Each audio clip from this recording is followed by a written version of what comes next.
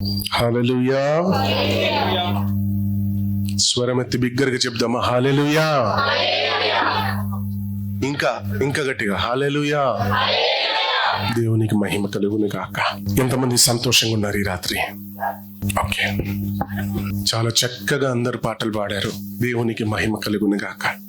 ఇప్పుడు చక్కగా వాక్యం వింటే ఇంకా బాగుంటది, ఇంకా మహిమ దేవునికి. ఆమేన్. హల్లెలూయా. అటు ఇటు తిరగొద్దు. ఒక అర్ధ గంట నాకు టైం ఇవ్వండి. హాఫ్ అన్ అవర్ ముగించేస్తాం. ఓకే, హాఫ్ అన్ అవర్ అటు ఇటు తిరగకుండా పక్కన వారిని పట్టించుకోవద్దు. మీరు వాళ్ళని పట్టించుకుంటే దేవుడు మిమ్మల్ని పట్టించుకోడు. ఆమేన్. అది దేవునికి మహిమ. వాక్యంలోకి వెళ్ళిపోదాము. యెహెజ్కేలు గ్రంథము 37వ అధ్యాయము 1 నుండి 10 వరకు చదువుదాం. Ezekiel chapter 37 verses from 1 to 10. యెహోవా హస్తము నా మీదికి వచ్చెను, యెహోవా హస్తము నా మీదికి వచ్చెను, నేను ఆత్మవశుడై ఉండగా యెహోవా నన్ను తోడుకొని పోయి ఎముకలతో నిండి ఉన్న ఒక లోయలో నన్ను దింపెను. ఎముకలతో నిండి ఉన్న యొక్క లోయలో నన్ను దింపెను. ఆయన నన్ను వాటి మధ్య ఇటు అటు నడిపించుచుండగా ఎముకలు అనేకములు ఆ లోయలో కనబడెను. ఎముకలు అనేకములు. ఎంత? అనేకములు. ఇద్దరుదా? ముగ్గురుదా? 10 మందా? ఎంతమందిది? అనేకముల ఎముకలు ఆ లోయలో కనిపించను. తర్వాత అవి కేవలము ఎండిపోయినవి. అవి కేవలం ఎలా ఉందంట? ఎండిపోయినవి. ఆ ఎముకల్లో నీళ్ళు లేదు. మనం నల్లి బొక్క తింటాం కదా, ఆ నల్లి కూడా లేదు దాంట్లో. ఏమి లేదు, ఎండిపోయింది. ఎముకల్లో రక్తం లేదు, ఎముకల్లో పచ్చదనం లేదు, ఎముకల్లో నీరు లేదు. ఆ ఎముకలు ఎండిపోయింది. ఆయన నరపుత్రుడా, ఎండిపోయిన ఈ ఎముకలు బ్రతుకగలవా? చాలు గమనించండి. ఈ యెహెజ్కేలు ప్రార్థన చేస్తూ దేవుని అభిషేకము చేత నింపబడి ఉన్నాడు. దేవుని ఆత్మ చేత నింపబడి ఆత్మవశుడై, బైబిల్ చెప్తుంది మనకు, ఆత్మవశుడై ఉండగా దేవుని హస్తము యెహెజ్కేలు మీదికి వచ్చెను. ఎప్పుడైతే ఈయన ఆత్మవశుడై ఉన్నాడో దేవుని హస్తము, యెహోవా హస్తము యెహెజ్కేలు మీద వచ్చింది. ఈ ప్రవక్త మీద రాగానే ప్రవక్త దర్శనం చూడడం మొదలు పెట్టాడు. He was seeing a vision. దర్శనం చూడడం మొదలు పెట్టాడు. ఆ దర్శనంలో యెహోవా హస్తము అతనిని ఎముకలు ఉన్న లోయలో తీసుకెళ్ళిందట. ఎముకలు అనేకములని వాక్యం చెప్తుంది.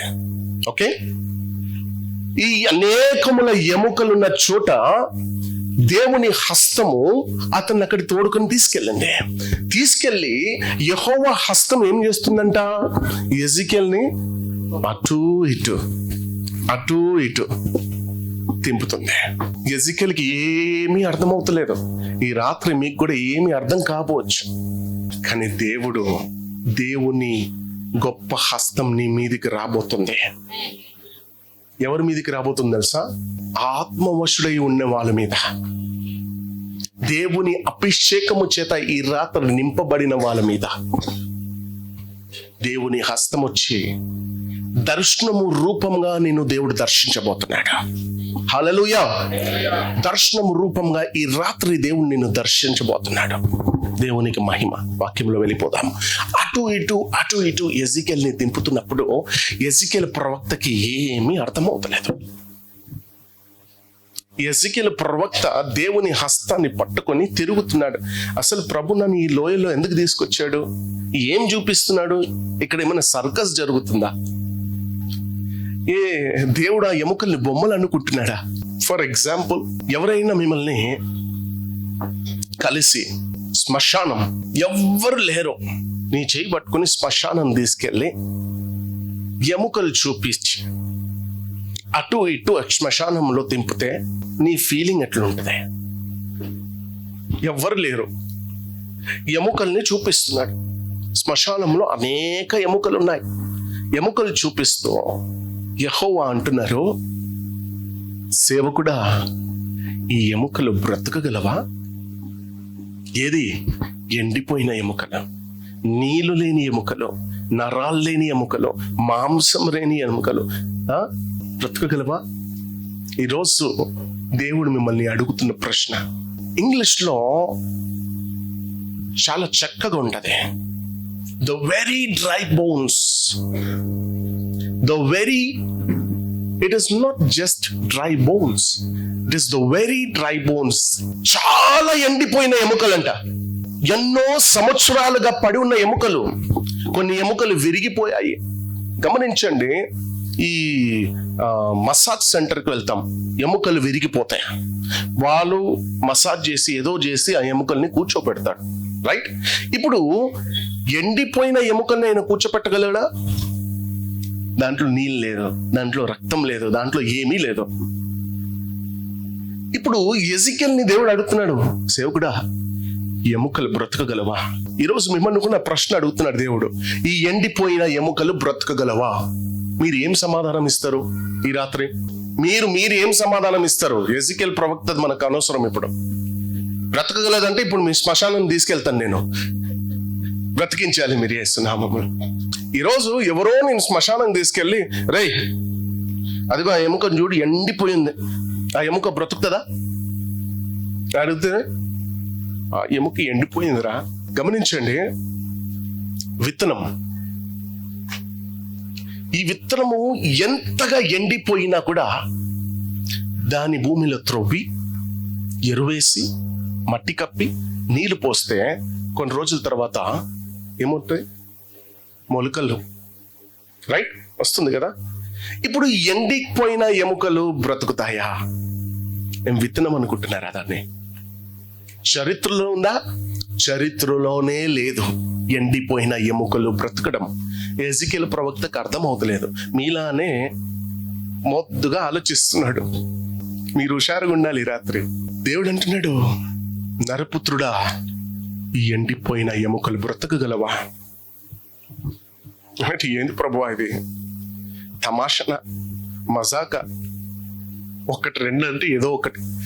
ఇంత ఎముకలుండి, ఇంతకు ముందు కూడా చెప్పాను నేను, తల ఒక చోటు ఉంటే చేతిలో ఒక చోటు ఉంది, కాలు ఒక చోటు ఉంటే వేళ్ళు ఒక చోట్లు ఉన్నాయి. ఏ వేలు ఎవరిది తెలీదు, ఏ తల ఎవరిది తెలీదు. గమనించాలి మీరు జాగ్రత్తగా. దేవుని గొప్ప కార్యాల గురించి వివరిస్తున్నాను ఈ రాత్రి. ఏ తల ఎవరిది తెలీదు, ఏ కాలు ఎవరిది తెలీదు, దాంట్లో మాంసం లేదు. ఒక మనిషిని గుర్తుపట్టాలంటే ముఖం చూసి గుర్తుపట్టవచ్చు, స్కెలిటన్ చూసి గుర్తుపట్టగలరా? పలానా మనసుతా ఇది, அந்த அண்ணத்தா இது, அந்த அக்கத்தா சொல்ல முடியுமா? முடியாது, చెప్పలేము. ఇప్పుడు ప్రభు ఆయన చేతి పట్టుకుని తినిపిస్తున్నాడు. ఆయనకి ఏం అర్థమవుతుంది? వాకింగ్ చేస్తున్నాడు. ఏంటి ప్రభువా, ఎక్కడ నడిపిస్తున్నావు నాయనా? నరపుత్రుడా, ఈ ఎండిపోయిన ఎముకలు బ్రతకగలవా? ఎజికెల్ ప్రవక్త చెప్పిన మాట ఏంటో తెలుసా? ఆ ఎండిపోయిన ఎముకలు బ్రతుకుతుందో లేదో నాకు తెలియదు, నీకే తెలియాలి ప్రభు. హల్లెలూయా, నీకే తెలియాలి. ఆ ఎండిపోయిన ఎముకలు బ్రతుకుతాయో లేవో నీకు తెలియాలి. ఎందుకు నీకు తెలియాలి? సృష్టిని సృష్టించావు కదా, మానవుల్ని సృష్టించావు కదా, ఒక్కొక్క ఎముకని కట్టి సృష్టించావు కదా. మరి నీకు తెలియకపోతే ఎలా? You have to know. Amen, hallelujah. ఎండిపోయిన ఎముకలు బ్రతకడము అసాధ్యము, కానీ నీకు అసాధ్యమైనది ఏది లేదు కదా. మానవులకు ఆ కాన్ఫిడెంట్ ఉండాలి దేవుని మీద. అడిగిన వెంటనే బ్రతకదు, చరిత్రలో లేదు అని చెప్పేశారు. కానీ ఎజికెల్ ప్రవక్త ఎలా చెప్పాడు చూడండి సమాధానము. ప్రభువా, నాకు తెలీదు అది బ్రతుకుతుందో లేదో, కానీ నీకు అసాధ్యమైనది ఏదీ లేదు, నీకు సమస్తము సాధ్యము. ఈ రాత్రి ఇక్కడ కూర్చున్న వాళ్ళు చాలా మంది జీవితాలు ఎండిపోయి ఉన్నాయి, చాలా మంది కుటుంబాలు ఎండిపోయి ఉన్నాయి, చాలా మంది పిల్లలు ఎండిపోయి ఉన్నారు. సమాధానము లేక, శాంతి లేక, ఇంట్లో గొడవలు, జీవితం ఎండిపోయింది, ఎండిపోయిన సమస్యలు, బాధలు, అవమానాలు, వేదన, ఏదో ఒకటి. ఈ రాత్రి దేవుడు అడుగుతున్నాడు, నీ ఎండిపోయిన కుటుంబం బ్రతకగలదా? నీ ఎండిపోయిన ఆ ఉద్యోగం బ్రతకగలదా? నీకు ఎండిపోయిన ఆర్థిక పరిస్థితి బ్రతకగలదా? ఈరోజు ప్రభు మిమ్మల్ని సూటిగా ప్రశ్న అడుగుతున్నారు. దానికి జవాబు ఏమి ఇవ్వబోతున్నారు? మీరు మౌనంగా కూర్చుంటే దేవుడు ఏం చేయడు, మీకు నాకే చేసి పంపిస్తాడు. ఎంతమంది జీవితాల్లో శాంతి లేదు? పర్వాలేదు, మరి నేను మైక్ పట్టుకుని ఎందుకు? ఇక్కడ శాంతి లేదు, సమాధానం లేదు, చీటికి మాటికి గొడవలు, బాధలు, అవమానాలు, వేదనలు, ఇబ్బందులు. అవునా? అవునా? దేవుడు అడుగుతున్నాడు యెజెకియా ప్రవక్తని, ఈ ఎండిపోయిన ఎముకలు బ్రతకగలవా? ఆయన నైస్గా అంటున్నాడు, ప్రభువా నాకు తెలియదు కానీ నీకు అసాధ్యమైనది ఏదీ లేదు. ఈ రాత్రి నువ్వు ఆ మాట కాన్ఫిడెంట్ గా చెప్పగలగాలి. ప్రభువా నా జీవితం గురించి నాకు తెలీదు. ఈ రోజు ఈ రాత్రి మీరు అనుకోవచ్చు, నా జీవితం మీద నేను ఆశ వదులుకున్నాను, నా భవిష్యత్తు మీద నా ఆశ వదులుకున్నాను. మ్యారేజ్ విషయంలో కానీ, పిల్లలు పుట్టలేరని, స్వస్థత పొందుకుంటలేవని, బిజినెస్ లో ఫెయిల్ అవుతున్నామని ఆశలు వదులుకుంటున్నావేమో. ఈ రాత్రి యెజెకియా ప్రవక్తని దర్శించిన దేవుడు మిమ్మల్ని దర్శించడానికి వచ్చాడు. ఈ రాత్రి అడుగుతున్నాడు, ఏదైతే నీ జీవితంలో ఎండిపోయిందో దాన్నే అడుగుతున్నాను. ఏమడుగుతున్నాడు తెలుసా? బ్రతకగలదా? అయితే మీరేం చెప్పాలి సమాధానం? ప్రభువా నాకు తెలీదు, నీకు మాత్రమే తెలియాలి. ప్రభువా నాకు అసాధ్యమేమోనైనా, కానీ నీకు సమస్తము సాధ్యము. Nothing is impossible unto you, Lord. Everything is possible. నన్ను సృష్టించిన దేవునివి, ఈ లోకాన్ని సృష్టించిన దేవునివి, చెట్లని, పుట్లని, రాయలని సృష్టించిన దేవునివి. ఇది ఎంత నీకు? ఆదివారం ఎంతమంది చర్చికి వెళ్ళారు నిన్న? దేవునికి మహిమ. మా సంఘంలో ఒక వాక్యాన్ని బోధించాను నేను. ఆ వాక్యం ఏంటంటే, సముద్రము దేవునికి భయపడుతుందంట. సముద్రము, మనుషులు గారండి, సముద్రము దేవునికి భయపడుతుందంట. ఆ సముద్రము దగ్గర దేవుడు ఇసుకతో సరిహద్దులేసాడంట. సరిహద్దులేసి, ఓ సముద్రమా ఈ సరిహద్దుని దాటి బయటికి రావద్దంటే సముద్రం వణికి ఆ సరిహద్దులు దాటలేకపోయింది. సముద్రం ఎంత పెద్దదండి? నేను ఈజీగా మింగివేస్తుంది, ఈ ప్రాంతాన్ని తుడిచేస్తుంది. అవునా? ఒక సునామీ వస్తే ఏమవుతుంది? అన్ని కొట్టుకోబోతుంది. అలాంటి సముద్రము దేవునికి భయపడుతుంది. ఈ రోజు క్రైస్తవుల జీవితంలో దేవుని భయం లేదు. ఈరోజు ప్రభు అడుగుతున్నారు, మీరు ఎందుకు నాకు భయపడతలేరు? కానీ ప్రభు దగ్గర నుండి అన్ని కావాలి.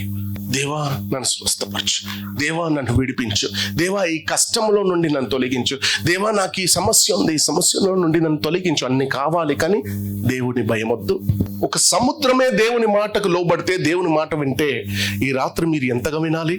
యెజెకియా ప్రవక్తతో దేవుడు అంటున్న మాట, ఓ సేవకుడా, ఓ నరపుత్రుడా, ఈ ఎముకలు బ్రతుకగలవా? యెజెకియా ప్రవక్త ఆలోచించవచ్చు, ప్రభువా విత్తనాలైతే బ్రతకగలదు, కానీ ఆ ఎముకలు చాలా ఎండిపోయి ఉన్నాయి. ఎలా బ్రతుకుతుంది ప్రభువా? నీకే తెలియాలి.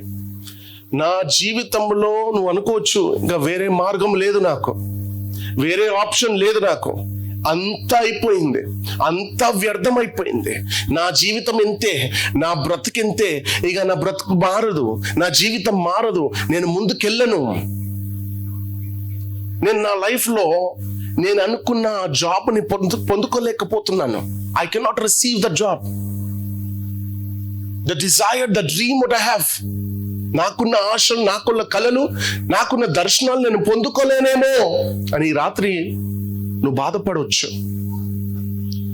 కానీ దేవుడు అంటున్నాడు, ఏ బాధ అయితే నువ్వు పడుతున్నావో ఆ బాధ నీ జీవితంలో బ్రతకగలవు. That situation in your life can live, it will not die. ఈ రాత్రి నీ ఆర్థిక సమస్య నిన్ను చంపదు, నీ అనారోగ్యం నిన్ను చంపదు. హల్లెలూయా. ఈ రాత్రి ఇక్కడ కూర్చున్న వాళ్ళు చాలా మంది పరిస్థితుల్లో భయంకరంగా ఉంది. ఈ రాత్రి దేవుడు మిమ్మల్ని విడిపించడానికి వచ్చాడు, మిమ్మల్ని ధైర్యపరచడానికి వచ్చాడు, మిమ్మల్ని స్వస్థపరచడానికి వచ్చాడు. ఆమేన్. హల్లెలూయా. ఎంతమంది నమ్ముతున్నారు? ఎంతమంది విశ్వసిస్తున్నారు? ఈ రాత్రి పరిస్థితిని మార్చిపోతున్నాడు ప్రభు. నీ జీవితంలో పరిస్థితులు తారుమారైపోయాయి. నీ జీవితంలో మార్గం నీకు కనిపిస్తలేవేమో. మార్గం ఎటు వెళ్ళినా నాకు ఏది జరుగుతలేదేంది, అంత ఆలస్యం అవుతుంది. కానీ దేవుడు అంటున్నాడు, నరపుత్రుడా, నీకు అసాధ్యమేమో, కానీ నాకు సమస్తము సాధ్యము. హల్లెలూయా. నాకు సమస్తము సాధ్యము. నువ్వు ఏం ఆలోచిస్తున్నావు నాకు తెలియదు. ఈ రాత్రి సమస్తాన్ని సాధ్యము చేయగలిగిన దేవుడు మన మధ్యలో ఉన్నాడు. ఆ ఎండిపోయిన ఎముకల్ని బ్రతికించగలిగే దేవుడు మన మధ్యలో ఉన్నాడు. హల్లెలూయా. ఆమేన్. నమ్ముతున్నారా? రెండు